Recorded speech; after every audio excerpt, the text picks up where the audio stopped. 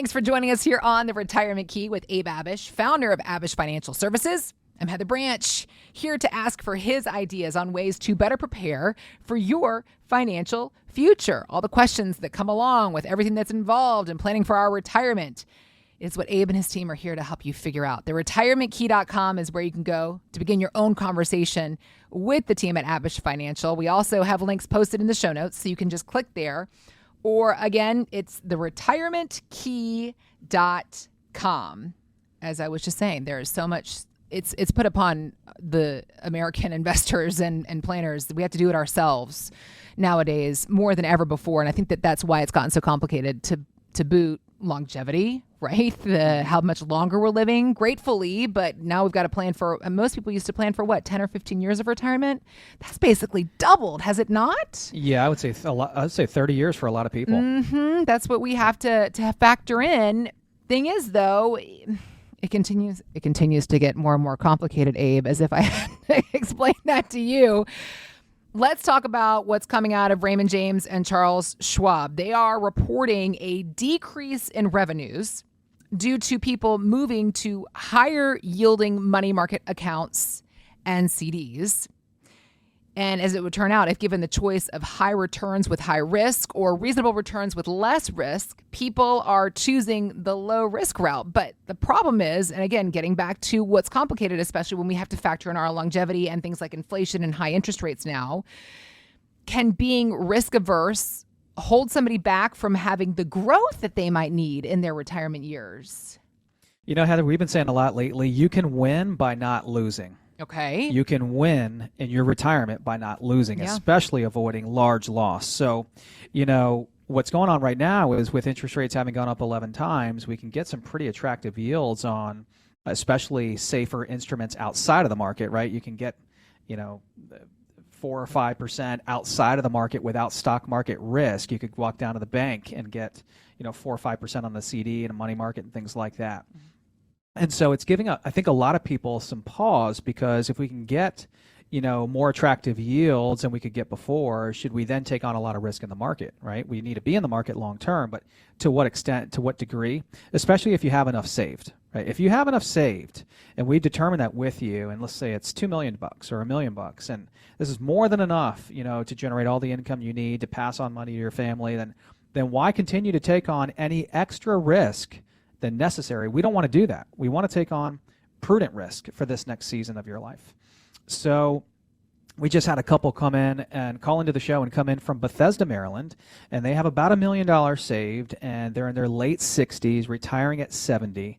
They're a 4 on our risk scale, so conservative investors that value protection, preservation, more than a big return, right? Because if they have enough money saved and they've got a large real estate portfolio on top of it, and it's generating nice rental income, then why then would they want to take on a lot of extra risk in the market? Right. And they've come to that realization that this is where they are in life, and they've done a good job, and so now they just want to protect it, preserve it, have it go to each other, the most tax efficient way, and to their autistic son in the most tax efficient way, because he can't make decisions on his own. They have a special needs trust for him. And so that was one of their biggest objectives, is passing money on to their autistic son in the most tax efficient way possible. So they came into our office, called into the show, came into the office, Heather, because of a lot of things. They were taking on too much risk at a big box firm without any guidance outside of their investments, wanted tax planning, because what they wanted to do was start paying the tax bill on some of their IRA monies now, so that when they pass away, they can pass tax-free dollars on to their autistic son. They wanted Social Security guidance, legacy planning for their son, and when we did the analysis on their whole portfolio, they realized they were invested as if they were an 8 or 80% stocks, 20% bonds, and they wanted to be a 4. Really? And with that, because they realized after our meetings that they are going to be okay, they are the type of couple that would be happy with a 4 to 5% return.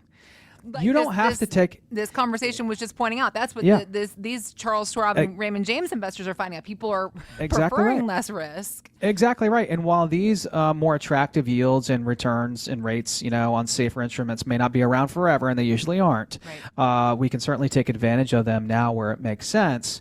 So that's exactly what this couple has realized. Hey, I don't have to take on a lot of risk. We don't need to take on a lot of risk. We want to enjoy our retirement and not worry about the stock market and CNBC and wondering whether we're going to get our check next month or not, right? So the solution for them was to put together a comprehensive phase 2 plan. Believe it or not, more than 90% of our industry is focused on that phase 1 accumulation, investment-based, wealth accumulation-based plan. That's not wrong, but again, if you're here at the point of retirement and you have enough saved, then let's stop putting so much emphasis on just growth and the emphasis on everything you want to accomplish in the second phase of your life. That's that phase 2 plan. Social Security guidance, tax planning for Roth conversions, the legacy planning for the son, consolidation, reduction of risk, and a plan to pass on monies in the most tax-efficient way possible. So if you're listening right now and you are 55 years old and older and you've saved $500,000 or more for your retirement, I want you to go to the retirementkey.com. Click on the Contact Us tab at the top of that page, and we can begin to have these same exact conversations about a comprehensive retirement plan with you as well. We also have links posted in the show notes, so you can just scroll down and click there if that's more convenient, or again, find us anytime at theretirementkey.com. All right. So something else I think that happens that confuses so many of us is we've talked about national media presence and some of these men and women that give this blanket advice and people really take it as gospel. And Dave Ramsey, very well-known, popular, nationally syndicated personal finance radio host, he recently went on the record and said some really surprising statements, Abe. He said that retirees should remain 100% invested in stocks their entire lifetime, and to boot, then withdraw 8% of their portfolio every year with no worries. That should be their approach. Financial author David McKnight says that Ramsey is basing all of this on an unrealistic annual market return of nearly 12% that does not consider volatility. Here's what he said. In other words, just because you average 11.8% per year, if that's even possible, doesn't mean that you'll be getting precisely that result each and every year. And as it turns out, the order in which you experience returns in retirement is one of the biggest keys in determining whether your retirement assets will last through life expectancy. This is why economists and financial experts in academia are so opposed to willy-nilly haphazard approaches to sustainable distribution rates in retirement, because unduly high withdrawal rates can easily bankrupt you years in advance of life expectancy, and at that point you'll have to eke out an existence subsisting on Social Security alone. Gosh, Abe, I feel like Mr. McKnight here reiterates so many of the points that you are constantly making here on this radio and podcast program every single week. Not to mention, we've had lots of conversations lately about how even just the 4% rule is out the window. That was a rule that came up in the 90s, and some banks and financial institutions are saying scale it back to 2 to 3% withdrawal rates every single year. Right. But the 4% could still be too risky. Ramsey is saying, go ahead, 8%, that's okay. How do you see all of this? Yeah, I mean, well, if you're assuming you're going to make 12% on the market, like Dave Ramsey is hypothetically assuming, then of course you can withdraw 8. I mean, if you're making 12, then you could withdraw 10. But man, a hypothetical assumption of 12% long-term ongoing returns in the market, good grief. That's way higher than we would ever predict or assume. I mean, good grief, you've got to be taking on a lot of risk. And not that it can't happen, but that is, I don't believe prudent. I don't believe that's a prudent projection. So we are way more conservative when we're looking at, hey, what are realistic expectations for you on this side of the portfolio that might be in the market, for this side of the portfolio that might be principal protected and out of the market? And we've got to be careful with those assumptions. So, and then what David McKnight was mentioning is that order of returns. 9 out of 10 people that come through our office doors, Heather, aren't familiar with sequence risk. That risk to a retiree that when they're withdrawing out of their market portfolios, the markets are also down, incurring that double negative and double whammy risk, right? And that can be devastating. It can be terminal to a retirement plan portfolio. Yikes. So we just had a gentleman come in to the office, and he is single. He's got $1.5 million saved. He's a 6 on our risk scale. He's out of Fairfax, Virginia, retiring January 2025. Okay. So just about a year away, and he had no plan to turn his assets into income. Oftentimes we'll ask people, why are you even here? And they'll list off a bunch of things. Okay. Healthcare planning, tax planning, Social Security guidance, investment advice, all these things. And one of his big things was turning my bucket of money into income because he knows his wages are going to be ending in just about a year. No plan to turn that accumulation into income. No plan to move successfully from phase 1 into phase 2. That's our working career into retirement. We found out that he'll have a $40,000 income gap or shortfall, which means for the first time in his life, he's going to have to pull money out of his nest egg to meet that gap. Okay. What he didn't know about was sequence risk. So one of the first things we do is we go into what that risk is and how it will affect him and any retiree the day they start pulling money out of their nest egg.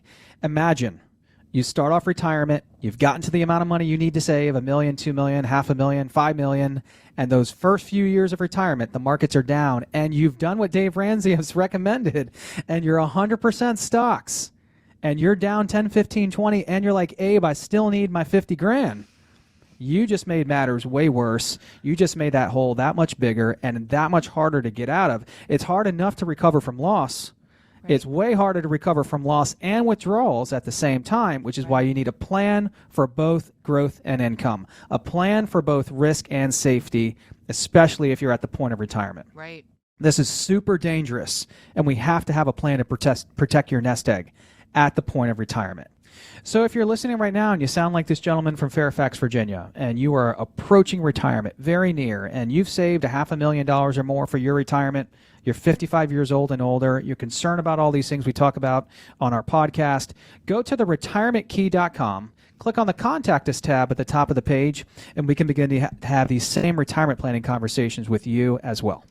You can also click on the links that we have posted in the show notes if that's more convenient. Or again, our website. You can visit us anytime at theretirementkey.com.